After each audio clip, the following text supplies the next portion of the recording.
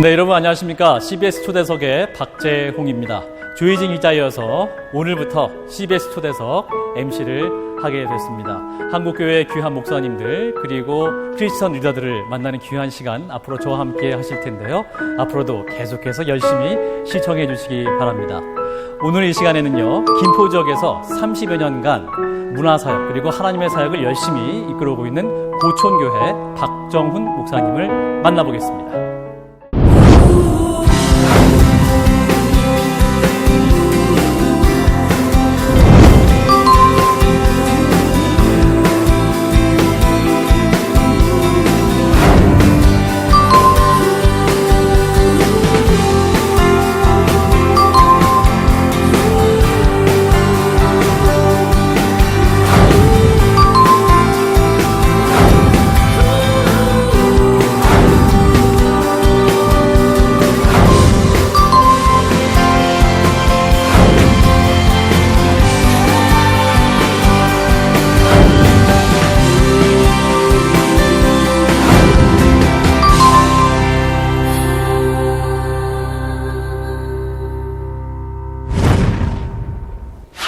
네, 고촌교회 박정훈 목사님을 만나보겠습니다. 네, 목사님 안녕하십니까? 반갑습니다. 네, 반갑습니다.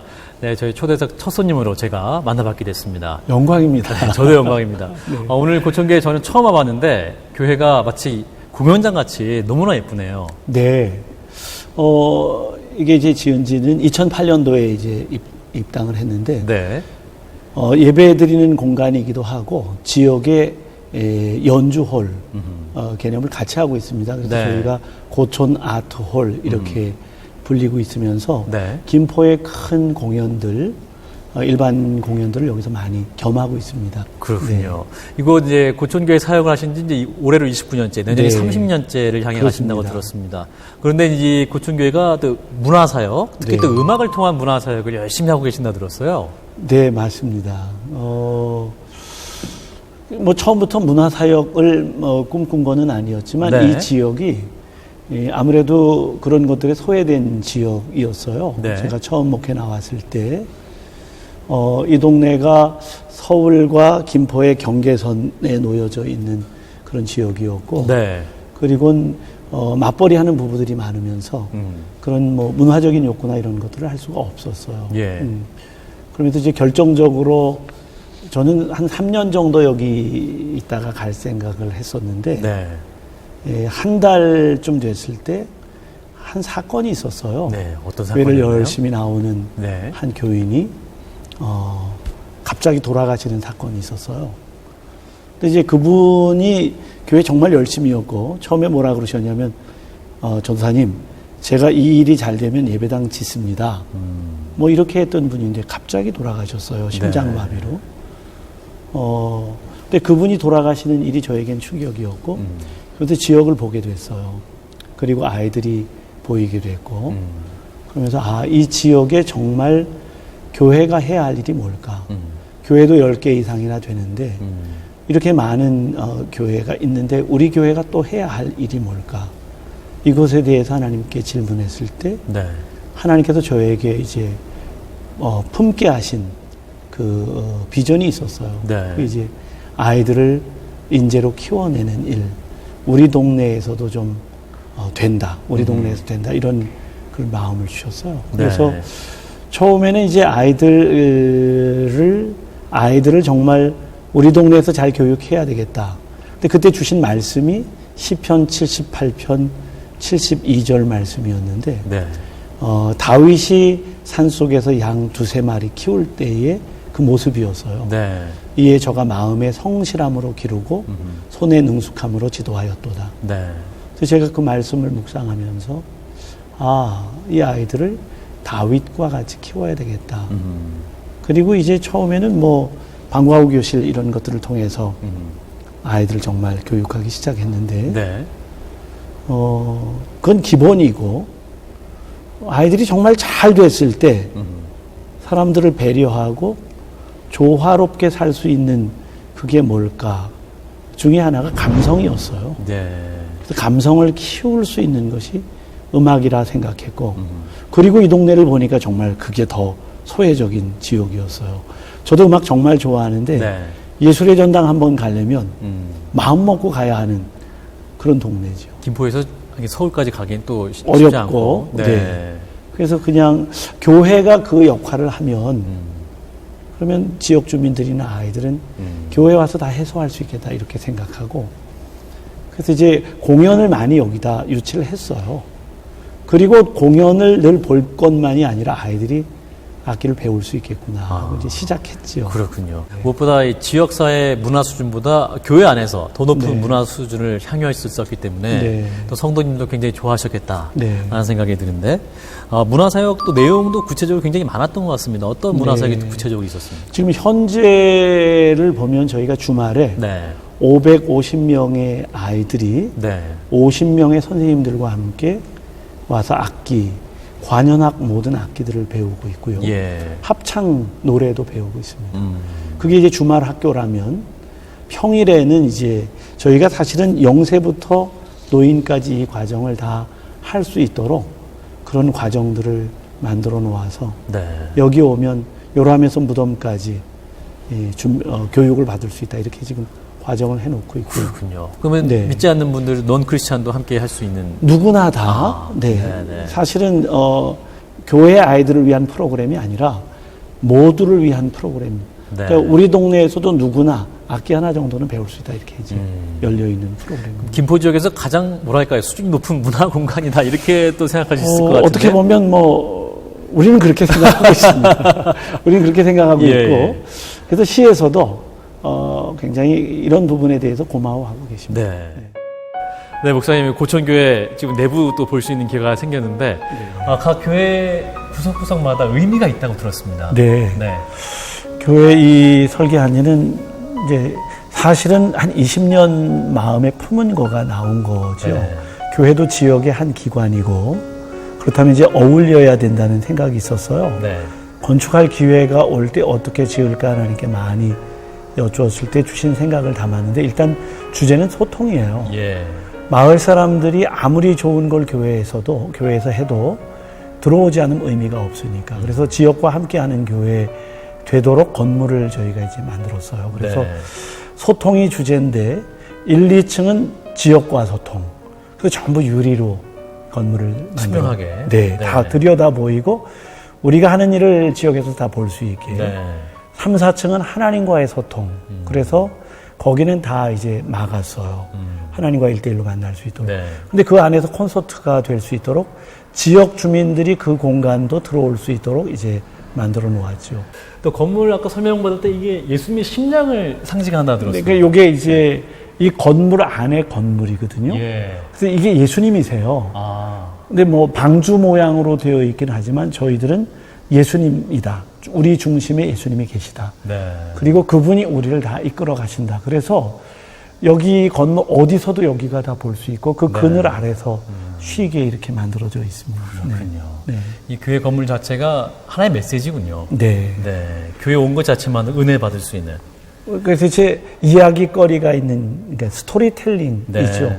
어디를 봐도 이게 뭐지? 이런 궁금함이 있게 만들어서 생각을 하게 만드는 거죠. 네. 그 동네 분들도 지나가시다가 이게 뭐지? 이러고 네. 들어오게. 그래요. 그래서 들어와 보면은 다 이야기거리들이 이제 곳곳에 있는 거죠.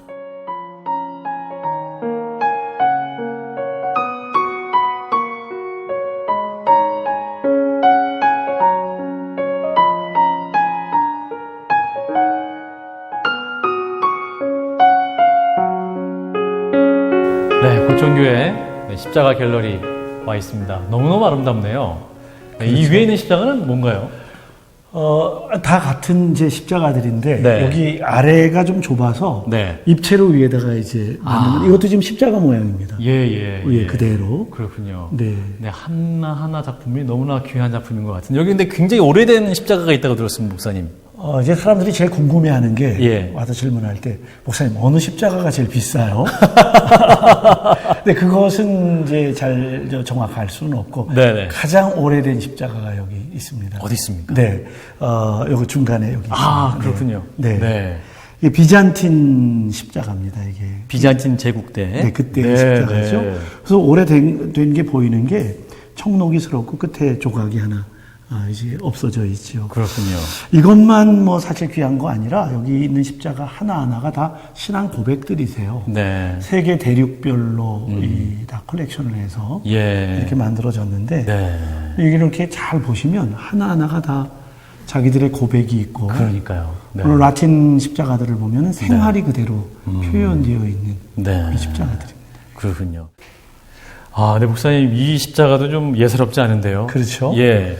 이건 우리가 생활에서 쓰는 그 못을 가지고 진짜 만든 십자가예요. 네, 이걸 네. 만드신 분이 김병화 작가. 네. 근데 그분은 생활 소재들을 가지고 작품을 많이 하셨어요. 뭐 네. 예를 들면 걸레 예수 이런 것들. 네. 근데 강화에서 이 전시회를 하셨어요. 그래서 네. 제가 우리 장로님하고 같이 갔었는데 제가 여기에 굉장히 많이 머물렀었나 봐요. 아, 이 못으로 만드는 십자가. 네. 왜냐하면 이 못이 그 당시에 못이라면 지금은 이건데 네. 이게 만약에 찔린다면 이 고통 굉장한 거구나. 예수님 네. 그것이었구나 네. 생각했는데 나중에 돌아온 뒤에 우리 장로님이 이걸 사오셨더라고요. 아, 그랬어요. 그래서 제가 어떻게 그랬더니 목사님이 거기에 굉장히 오래 계셔서 감동이 사갖고 오셨다고요. 전시하자고. 아, 그러셨군요. 그래서 여기 갖다 놨는데 정말 감사한 일이죠. 네.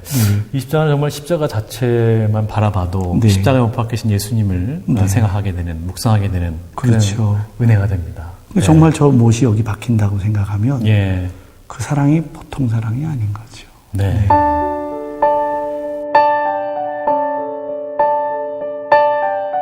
네, 30년 동안 이렇게 목회를 이끌어 오시기까지 뭐랄까 여러 가지 고난도 많이 있었을 것 같은데, 근데 네. 목사님 아버님이 또 목사님이셨다고 들었습니다.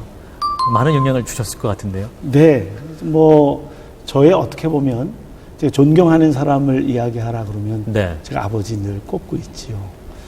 목회하셨어요. 그리고 감리교 목회자들은 그 전에 이제 2년에 한 번씩 이렇게 네. 로테이션 되는 파송제였는데, 네. 그 제가 태어나는 거는 저희 아버님이 제암리교회에서 목회하실 때 태어났고, 예. 그리고 그 옆에 바란, 강원도 삼척, 원통, 신남, 그리고 이제 서울로 그분이 임지로 옮기셨어요. 네. 근데 이제 그분의 삶이 목회 자체가 사람을 이렇게 섬기면서 살려주는 그런 목회이셨던 것 같아요. 네. 네. 특히 이제 오지를 돌다가 서울로 오셨을 때는 특별한 목표가 있으셨던 것 같아요. 그 당시 뭐 70년대 초반 한국 사회 어려운데 서울시경 경목으로 오시게 되면서 네. 그 오갈 데 없는 아이들 전부 데려다가 같이 살면서 야학을 하셨어요. 예. 그때는 뭐 소위 농마주의라고 하는 그런 사람들인데, 네. 네. 그래서 그런 사람들과 같이 지내시면서 저희도 사실은 더불어서 같이 거기서 사는 거죠. 예. 사실 그렇게 아버님이 농마주의 사역을 하시고 네, 네. 다른 영혼들에게 힘을 쓰시면 네. 아들 입장에서 왜 나는 별로 안 사랑하시나 이런 생각도 하실 수 있을 것 그렇죠. 같은데요. 저희 사남매인데 예. 사남매들의 마음 속에는 이제 그런 마음들이 있어요. 이분을 뭐 생기면 이제 거기다 갖다가 다 집어넣으시니까. 네. 우리 형제들 아버지 뭐 필요해요 그러면 하나님이 주신다. 그리고 지금 이게 너희들을 위해서 심는 거다. 네. 너희들이 정말 필요할 때가 되면 그때는 하나님이 일일이 다 주신다. 그럼 저희는 이제 그렇게 이야기했어요. 그때 말고 지금 주세요. 네. 근데 이제 지나고 나니까 그 말씀이 맞으셨고, 특히 에피소드 하나가 있는데 이제 이분이 그러다가 신학교를 하셨어요. 네. 그리고 신학교 하시면서 여기 행주산성 밑에서 그분 제자가 목회를 하는데 설교하러 늘 가셨는데, 네.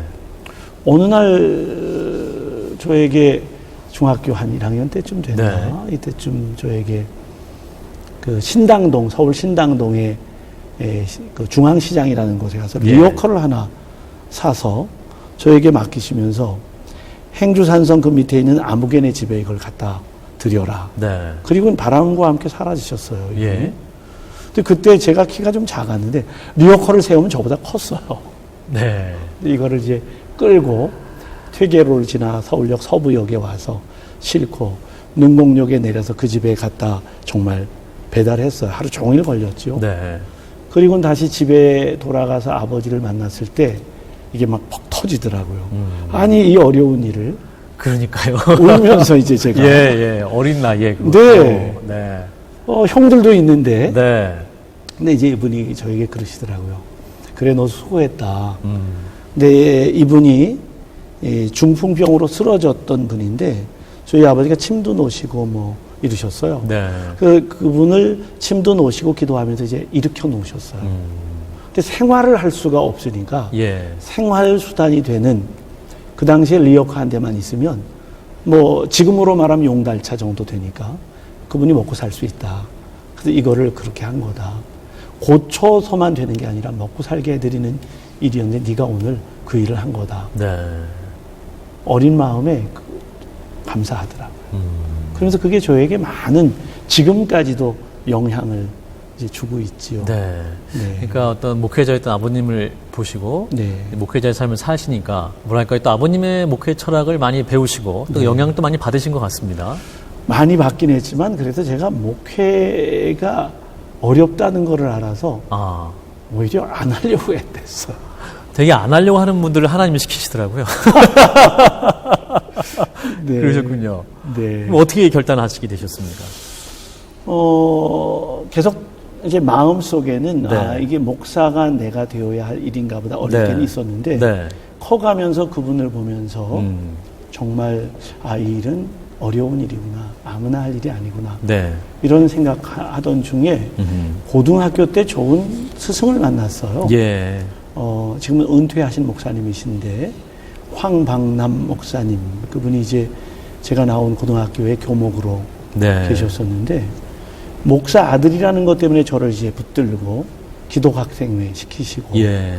그리고 집요하게 저를 목사 되도록 신학하라고 권면을 하셨어요. 예. 그래서 저는 계속 거부했었고 일반 대학을 가고 그리고 이제 졸업하고 군대를 가고 마지막 휴가를 나왔을 때 이분이 저를 붙잡고 이제 너는 이제 마지막 기회다. 네가 목사가 되는 것이 하나님의 뜻이다. 예.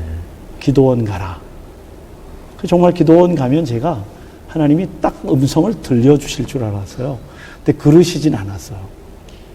그런데도 마음에 이제 부담을 가지고 내려오고 그리고 나서 직장 생활 조금 했어요. 조금 하다가 연말쯤 되는데 네. 두 가지 일이 이제 부딪히더라고요. 직장 생활과 직장 하나님의 생활과 일. 하나님의 일. 네. 네. 그래도 뭐 교회 일은 좀 많이 했으니까. 예. 그럴 때 제 마음속에 내가 누구를 위하여 사는 것이 맞는가? 이 그룹의 대표를 위해서 사는 게 맞는가? 나를 지으신 하나님을 위해서 사는 게 맞는가? 역시 그때 선택이 되더라고요. 아하. 그래서 이제 내려놓고 그리고 신학교 갔습니다. 예, 그러셨군요. 그분께 그래서 제가 감사하죠. 지금도 관리하고 계세요. 은퇴하셨는데도 아, 그러세요. 격려하시고. 그럼 이렇게 아름다운 목회를 하고 있는 거를 또 선생님께서 굉장히 기뻐하시고. 네. 네. 자랑하고 그러시군요. 계시죠. 예. 뭐 수제자가 아니실까. 저는 그렇게 생각합니다. 바울과 바나바라고. 네, 네, 그렇군요. 네, 고촌교회 박종원 목사님과 또 말씀 나누고 있습니다. 30년 이제 목회 생활을 해오셨는데, 네. 물론 하나님의 은혜로 네. 또 이렇게 사역을 활기차게 이어오고 계시지만, 또 고난의 순간, 또 좀 이 사역을 계속해야 될까 어려웠던 순간도 굉장히 많으셨을 것 같은데요. 네, 뭐 결정적으로는 딱 한 번 있었던 것 한 같아요. 번이요? 네, 뭐 많이 네. 있었지만 그렇게까지 네, 네. 목회에 대한 고민은 하지 않았는데 목회한 지 한 6년쯤 됐을 때 네. 뭐 조금 쌓여왔겠죠. 어느 결정적인 한 계기가 있었는데 회의를 하다가 네. 교회 임원 회의를 하다가 제가 이렇게 어려운 마음이 딱 생겼어요. 교인 중에 집사님 한 분이 어떤 말씀 건의를 하셨는데 네. 이게 어떻게 보면 목회에 대한 목회자의 권위에 대한 침해다라는 생각이 들면서 네. 여기까지인가 보다 이런 마음을 가졌어요. 그리고 이제 회의를 이제 하고 제 마음은 이미 결단을 했어요. 이제 여기까지다. 예. 집에 딱 들어갔는데 저희 집사람이 제 얼굴을 보고 알더라고요. 오늘 여보 무슨 일 있어요? 나 목회 그만하려고. 그랬더니 저희 집사람이 박수를 치면서 좋아하더라고요. 사모님이 목회 안 하신다니까 네. 기뻐하셨군요. 어이구, 사모님이 굉장히 솔직하시군요. 그러면서 당신 잘했어요. 그만해요. 예. 그리고 이렇게 당신 하고 싶은 거 있었잖아. 가서 공부하고 예. 그렇게 해요. 근데 제가 사실은 보스턴에 유학을 좀 가고 싶었어요. 아, 예. 이유는 딱 하나예요. 네. 보스턴 심포니 오케스트라가 아하. 훌륭해서 예, 예. 보스턴 신학교가 굉장히 괜찮다는 이야기와 함께 네네. 그런 마음이 있었는데 그 얘기를 하는 거예요. 그래서 제가 저도 좋아하다가 순간 갑자기 울컥하면서 부끄러운 마음이 올라오는 거예요. 네네. 본인이 좋다고 선택을 하고 가족을 다 목회에다 집어넣고 이젠 또 본인이 싫다고 다 또 나가겠다고 그러면서 하나님께서 딱 찔르시는데 너가 종 맞니? 네. 무익한 종 이야기하면서 네 마음대로 결정을 하니? 이 마음을 주시는데 너무 부끄러웠어요. 그래서 제가 그 순간 정신을 바짝 차리고 예. 한 주간 동안 이제 금식하면서 기도했어요. 그리고 나서 주시는 마음이 너 그 교인을 사랑해라. 집사도 은혜를 받아야 일을 하는 거지. 네네. 네가 더 사랑해주고 은혜를 끼쳐야지. 이 마음을 저에게 주셨어요. 네. 그 뒤로 제가 정말 회개하고 그분 더 사랑하고 예, 예. 그분이 그래서 우리 교회 1호 장로로 세워지게까지 됐지요. 아, 그렇군요. 그래서 그러면서 이제 그 다음에는 웬만한 일이 생겨도 목회 그만두겠다는 생각은 전혀 안 하고 무익한 종 이런 생각으로 하는데 그때 오히려 하나님께서 큰 선물들을 주셨어요. 네. 그러면서 이제 주신 말씀이 약속의 말씀이 우리 교회를 지탱하는 말씀들이 되었고 네. 또 이사야 60장 22절 말씀 그때 또 주셨는데 작은 자가 천을 이루고 약한 자가 강국을 이룬다는 네. 말씀 그거 주시면서 교회를 좀 새롭게 보게 되는 그런 계기가 됐지요. 그렇군요. 네. 그때 만약에 사모님께서 오히려 편하게 잘 됐다, 그만해라 이렇게 말씀하셨고 오히려 다시 목회를 새롭게 결단하게 되는 그런 계기가 되신 것 같네요. 네, 네. 예. 만약에 그러지 않고 아마 그랬다면 좀 어떻게 됐을지 모르겠어요. 그러니까 저도 보면 직장생활 하다가 너무 힘들다 그러면 네. 그만둬 이렇게 얘기하면 오히려 더 직장생활 열심히 하게 되더라고요. 네. 아무튼 이 아름다운 사역에도 우리 사모님의 역할도 크지 않나 이런 생각도 들고 이제 30여 년 가까이 이제 이렇게 사역을 이루어 가시면서 또 열매도 굉장히 많으셨을 것 같아요. 어떤 열매들이 있었나요? 그 얘기 아까 제가 말씀 못 드렸는데 초기에 목회 초기에 나왔을 때 네네. 아이들 이렇게 보니까 아이들에게 그 미래가 별로 보이지 않았어요. 여기서 가졌던 아이들의 꿈, 뭐 대부분이 그런 거는 아니었지만 예. 제가 보는 아이들은 중학교 졸업하면 공장에 가는 게 꿈인 아이들이 많았고 네. 또 김포가 해병대 지역이니까 그렇군요. 그 다음에 해병대 가는 게 이제 꿈인 아이들이 많았어요. 근데 제가 생각할 때 아니 한 세상을 살면서 하나님이 주신 다양한 일들이 다양한 꿈들이 있는데 그래서 이제 그것들을 아이들에게 가르쳐 주기 위해서 그 아이를 데리고 연세대학교 도서관도 구경을 시키고 네. 또 경복궁 박물관에 가서 구경도 시키면서 네. 새로운 세상들이 있다. 이런 것들을 강조해주고 꿈을 이제 꾸게 했죠. 그래서 저희가 어린이 미래 학교라고 하는 네. 학교를 이제 하면서 이 거듭난 그리스도인들 가운데 영향을 미치는 분들 그리고 아이들이 꿈으로 가지고 있는 분들을 초청을 해서 네.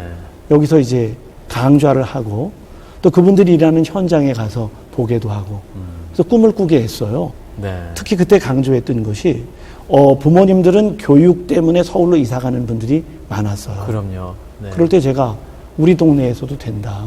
여기서도 스카이 갈 수 있고 네. 여기서도 노벨상 받을 수 있다. 아하. 근데 그분들은 잘 믿지 않았어요. 예. 근데 그거 시간이 지나면서 이제는 정말 스카이 가는 아이들이 이 동네에서 나오고 있고 노벨상도 받을 것 같아요. 네. 그 중에 한 녀석은 지금 서울대학원 물리학과를 하고 있는데 네. 늘 저 만나면 그렇게 이야기해요. 목사님 노벨상은 제가 받아다 드립니다. 지금까지. 근데 지금 대학원 공부하고 있으니까 될 것 같아요. 네, 이 목사님 참 말씀 들어보니까 이 교회도 참 축복을 많이 하셨고 또 자녀들도 축복을 많이 받았다는 생각이 드는데 그럼 목사님 자녀들도 그 교회 아이들과 함께 음악도 배우고 그 시간 함께 했던 거죠? 네, 어쩌면 그 아이들 때문에 더 구체적으로 봤을 수 있을 것 같아요. 네. 저희 첫째 아이가 태어난 지 한 달 만에 목회를 나왔는데 네. 이 지역이 이제 열악하고 그 속에서 똑같이 키워가면서 아이들을 같이 보게 됐어요. 예. 그래서 저희 딸아이, 아들아이 이렇게 7년 터울 된 아이들이 있는데 네. 그 아이들이 여기서 같이 음악 또 교회 교육 똑같이 같이 이 교육을 받았고 네. 그러기 때문에 그 아이들을 보면서 더 이 동네 아이들을 지도하는데 더 나았던 것 같아요. 예. 이제 감사하게도 악기 첫째 아이는 여기서 첼로를 쭉 배워서 네. 지금도 예배에 반주하는 정도가 됐고요. 예. 아들도 바이올린을 배워서 같이 그렇게 이제 하고 있으면서 네. 사실 강남 지역을 교육을 이야기할 때 강남 지역을 많이 이야기하죠. 네. 여기도 강남이거든요. 레알 강남. 근데 이 지역에서도 거기 못지않게 될 수 있다고 하는 것들에 대해서 네. 강조를 하면서 네. 저희가 방과후 교실 강조하고 특히 음악 많이 가르치면서 네. 아이들이 그 감성을 좀 열어주는 일들을 했어요. 네. 근데 그 아이들이 이제 음악을 통해서 마음이 열리면서 또 삶의 그 기쁨을 느끼게 되고 왜 뭘 해야 하는지를 알게 되고 예. 또 그 결과가 이제는 이 아이들도 우리나라 그 스카이라는 게 이제 네. 어떻게 보면 대명사가 되어 있는데 네네. 이게 강남 아이들의 전유물이 되어 있는데 그렇지 않다. 네. 작은 지역에서도 주님이 함께 하시고 정신 바짝 차리고 같이 따라가면 된다. 네. 이런 결과물을 내게 그렇게 만들어 주셨어요. 네. 그 중에 저희 아이들도 포함이 되어 있어서 그렇군요. 제가 행복하지요. 네. 또 이렇게 하나님의 말씀 그리고 이 음악을 통해서 또 아이들의 내면도 변화되고 또 네. 부모님도 함께 은혜를 받으면서 또 교회도 더욱더 부흥이 되는 그런 역사가 반복됐던 것 같아요. 사실은 이제 목사님들이 여기 많이 방문하세요. 네. 그러면서 이 프로그램에 대해서 질문을 하시는데 두 예. 가지가 많으세요. 첫째, 전도가 됩니까? 예. 둘째, 예배에는 언제 쓸 수 있습니까? 이 아이들을. 근데 저는 이제 두 가지를 다 거절을 해요. 전도 프로그램은 아닙니다. 예. 그리고 아이들을 예배에 쓰려고 하는 건 아닙니다. 그런데 전도는 됩니다. 아. 그리고 때가 되면 아이들이 스스로 예배에 들어와서 반주를 합니다. 네. 전도가 되는 이유는 만일 이걸 전도 프로그램으로 한다 그러면 부모들이 더 정확하게 아세요. 예. 예수를 믿지 않는 아이들이 굉장히 많거든요. 이 프로그램에. 근데 그 아이들에게 교회를 다녀라, 예수를 믿어라, 이게 조건이다 그러면 부모님들이 아마 막을 거예요. 근데 그런 예가 있어요. 한 부모님, 제가 이거 한 달에 한 번씩 회의를 하는데 전혀 전도하지 않거든요. 네. 한 3년쯤 지났는데 어느 부모님이 근데 목사님 맞으세요? 그래서 깜짝 놀랐어요. 예. 왜 그러세요? 그랬더니 근데 목사님인데 왜 우리 전도를 안 하세요? 아, 교요라는 말씀 안 하신다. 네. 그래서 제가 오히려 정색을 하면서 아유 제가 뭐 얼마나 전도를 하고 싶겠어요. 근데 전도를 하면 교회로 오시겠어요? 야 관두자. 그리고 아이에게 관두자고 하시겠어요? 분명히 후자가 될 거예요. 네. 그러면 어른들의 결정 때문에 아이에게 교육받을 기회를 놓치게 되는 거죠. 예. 그래서 전도 안 합니다. 네. 그리고는 이제 제가 근데 때가 됐네요. 오세요. 그 다음 날 오히려 저희 교인들보다 더 잘 깨끗하게 입고 오셨어요. 예. 이미 뭐 저희 교회 일꾼이 됐는데 그런 분들이 저희 교회는 많으세요. 네. 그 덕분에 저희 교회가 연령층이 많이 낮으세요. 저희 교인들이 네. 감사한 일이죠. 아, 그야말로 그 음악 또 네. 문화사역을 통해서 그 빗줄기에 바위 패이듯 네. 이제 이 김포 지역의 맞습니다. 네. 주민들이 이 고촌교회 뿌리를 내리게 된 그런 배경이 아니었나 생각이 네. 되고 무엇보다 목사님께서는 또 21세기 신학은 예술 신학이다. 네. 또 이런 말씀을 해주셨습니다. 요즘 또 한국교회가 많이 어렵다 하고 또 네. 부흥이 쉽지 않다라고 말을 하는데 또 후배 목회자들에게 또 하실 말씀이 있을 것 같아요. 그러니까 저는 이제 신학을 그렇게 제 나름대로 정리를 해보았어요. 네. 이게 이제 처음 교부 시대의 신학, 그리고 중세 시대의 신학, 그리고 지금 포스트 모더니즘 시대의 신학. 그러니까 처음 신학은 어쩌면 진짜냐 가짜냐를 네. 나누는 데 많이 규정을 했던 것 같아요. 예. 그 중세에 내려와서는 이게 선하냐 악하냐 이거를 구분을 했다면 지금은 저는 이게 얼마나 아름다우냐 얼마나 감동을 줄 수 있느냐, 네. 그 열매가 얼마나 아름답게 맺을 수 있느냐, 네. 이걸 이제 저는 생각을 해요. 요즘 나가서 전도하는 일이 정말 어려운 일이 교회에 대한 시각들이거든요. 네, 네. 근데 정말 교회는 아름다운 곳이고 예수 믿으면 삶이 아름다워지는 거라고 저는 생각을 합니다. 네. 요한 웨슬레 목사님 그 신학 중에 뭐가 있냐면 우리에게는 영적 오감이 있다. 근데 그게 죄를 지을 때 딱 이렇게 죄로 의해서 가려졌다. 근데 사실 우리가 아름다움을 느끼는 게 오감을 통해서 느끼죠. 네. 우리 박재홍 아나운서 제가 목소리 들으면 귀가 아름다워지거든요. 감사합니다. 근데 얼굴을 뵈니까 눈도 아름다워져요. 예, 예. 근데 그거와 마찬가지로 이 영적인 오감이 감춰져 있는데 죄가 딱 깨어지는 순간, 저는 그걸 칭의 구원 받을 순간이라고 하는데, 네. 그러면 안에 있던 갇혀져 있던 영적 오감이 열리면서 아름다움을 보는 눈이 이제 생기는 거죠. 그 네. 감각들이. 그게 이제 칭의 구원이라면, 네. 그 다음엔 아름다움을 보는 눈이 열렸으니까 아름다워지려고 노력을 하죠. 그 과정을 저는 성화의 과정이라고 네. 생각을 합니다. 예. 그러면 옆에서 보는 사람들이 아름다워지는 변화된 모습을 보면서 나도 저렇게 됐으면 좋겠다. 이게 저는 전도라는 거죠. 네. 그 저는 이제 교회 안에서 많이 강조하는 것이 아름다워지자. 네. 그러니까 찬송을 불러도 막 부르지 말고 잘 부르면 아름다워질 수 있다. 근데 좋은 목소리 박재홍 아나운서와 말씀을 나누니까 저도 목소리를 자꾸만 가다듬게 되네요. 예, 근데 그게 저는 전도라는 거죠. 네, 네, 네. 저희 교회의 교인들에게 제가 많이 강조하는 거죠. 그래서 곱게 늙어가자. 그게 될 것 같습니다. 네. 목사님 말씀 드리니까 그 창세기 말씀이 떠오르네요. 이 사람을 창조하시고 보시기에 좋았더라. 그렇죠. 예, 말씀을 하셨던 그게 생각이 나는데, 네. 그 목회 사역을 할수록 그 회복의 사역, 회복이 이루어질수록 보기에 좋은, 그러니까 아름다움을 회복하는 그런 역사가 또 목사님의 신학 중에 하나가 아닌가 싶고, 이제 내년에 목회의 30년 인생을 또 맞이하게 되신다고 들었습니다. 앞으로의 또 사역을 줄기차게 그 이름을 위해서 만들어 가실 텐데, 기도 제목이랄까요? 또 바람이 있으시다면 어떤 게 있을까요? 이 사역을 조금 더 이제 체계적으로 만들어가는 일입니다. 그래서 네. 이제 음악 학교를, 캠퍼스가 있는 음악 학교를 만들어서 100년 뒤까지 네. 대비할 수 있는 그 일을 기도하고 있고, 그 캠퍼스 안에는 김포 지역의 남녀노소 누구라도 와서 다 음악을 배우고 그러면서 자연스럽게 복음을 접할 수 있는 네. 그런 것들을 만들어가는 것이 이제 기도 제목입니다. 그렇군요. 자연스럽게 그런 학교를 통해서 네. 음악을 통해 친해지고 네. 자연스럽게 또 하나님을 알아가고 교회로 오게 되는 네. 그러한 예수신학 목회를 꿈꾸고 계시는 거군요. 네, 그렇습니다. 앞으로 또 말씀하신 대로 지금까지 이루어졌던 것처럼 더 아름답고 또 하나님이 기뻐하시는 그러한 사역을 더 크게 또 이루어가길 기도하겠습니다. 감사합니다. 네, 오늘 말씀 잘 들었습니다. 고맙습니다. 네.